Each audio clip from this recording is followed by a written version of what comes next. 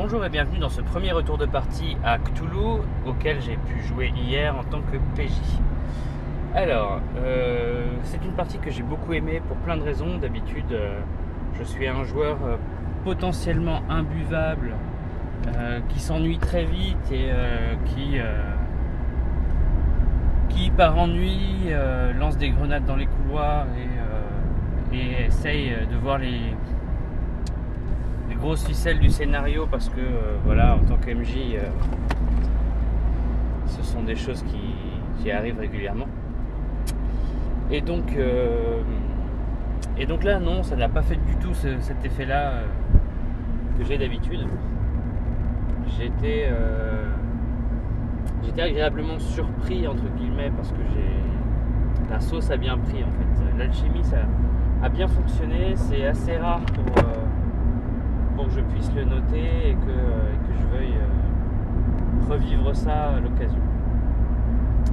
Alors on va essayer de décortiquer un petit peu pourquoi ça a fait ça, comment ça s'est passé, qu'est-ce qui fait que j'ai pas fait n'importe quoi comme à mon habitude. On va d'abord partir sur le personnage et après sur la partie mastering, en tout cas le retour que je pourrais faire sur le mastering. Donc le MJ nous a proposé de donner quelques traits généraux par rapport au personnage afin de lui-même après faire les caracs et le background et tout ce qui va bien. Et j'ai souvent l'habitude de toujours créer le même type de perso comme beaucoup de joueurs entre guillemets débutants. Moi je joue souvent un guerrier un peu bourrin, ce qui me permet de ne pas craindre énormément de choses et de faire un peu ce que je veux sur une partie dans la plupart des univers, y compris à Cthulhu d'ailleurs, ou les jeux d'enquête. Voilà. Quand on est un bourrin, on est un peu zen sur pas mal de choses.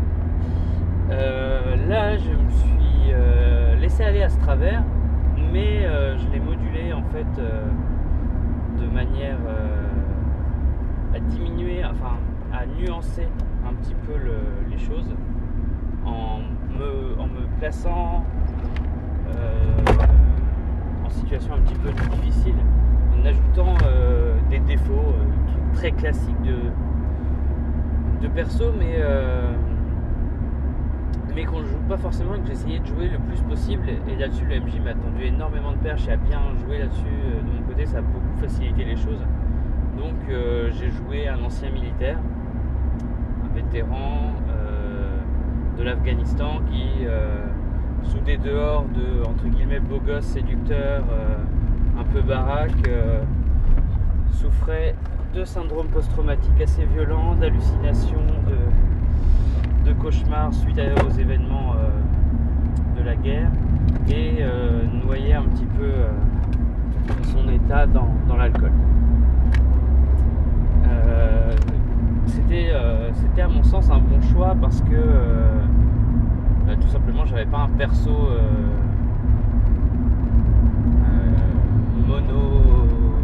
monolithique.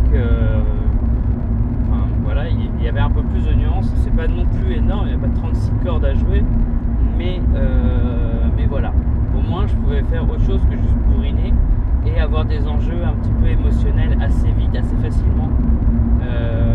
Ne serait-ce que parce qu'une porte qui claque, ça transformait mon bourrin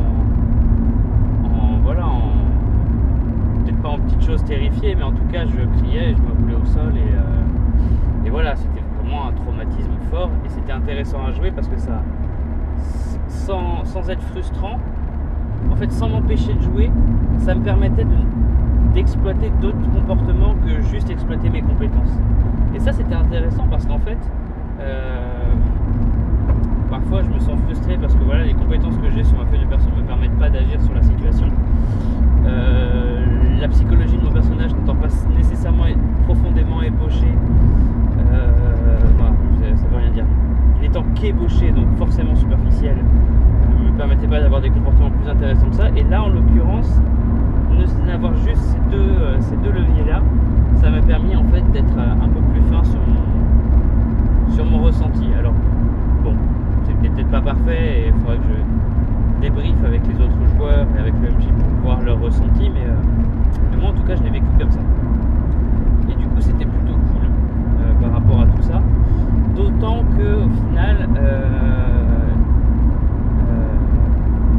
c'est en ça que c'est une alchimie en fait, c'est en ça que c'est une interaction et que la sauce prend parce que tous les éléments sont réunis. C'est que le MJ et la table, mais là en l'occurrence principalement le MJ, a bien su jouer sur ces leviers-là, me les ramener, prendre le temps de les intégrer un petit peu à son scénario, à son mastering, pour rajouter une dimension horrifique et une dimension étrange. Et il y a plusieurs moments où en fait ce qui était intéressant c'était que la partie les peurs, les inquiétudes, la manière les ressentis en fait du personnage étaient assez en osmose avec les ressentis que moi je peux avoir IRL dans la vraie vie. Et du coup j'étais bien dans les bottes du perso en fait. On a sans doute rien à voir, j'ai rien à voir avec un vétéran de l'Afghanistan, mais il y avait des ressentis communs, il y avait des choses qui me parlaient en fait, et ça m'a permis de bien le jouer, de bien le ressentir, et du coup de ressentir des émotions, et c'est pas le cas de tout le monde, mais en tout cas pour moi quand je joue c'est ce que j'attends, c'est ce que je recherche. Voilà. Et ça peut pas se faire uniquement par le PJ, par moi en tant que joueur et avec mon personnage, même si du coup voilà, jouer, trouver des comportements, ne pas jouer que ses compétences mais jouer un rôle, ça fait partie du truc, mais ça revient aussi aux autres joueurs et à la table de se saisir de ces perches là, de se saisir de ces comportements, de ces éléments de background pour eux-mêmes alimenter leur propre jeu quand c'est les joueurs, et à alimenter le scénario, alimenter l'ambiance quand c'est du côté du MJ. Et là le MJ a fait un travail excellent à la fois sur sa maîtrise du scénario. J'ai pas eu peur de partir dans le décor parce que c'est quelque chose que je fais facilement. Pour moi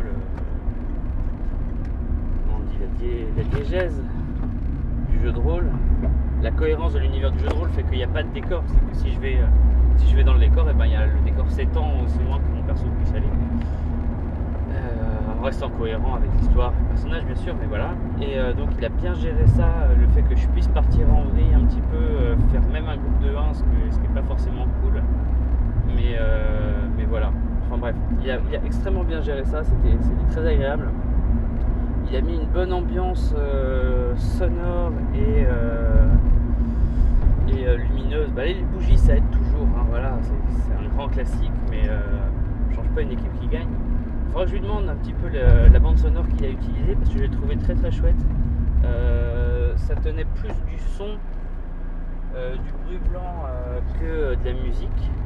Et moi je crois que ça m'a beaucoup aidé à m'immerger, à visualiser un petit peu les scènes.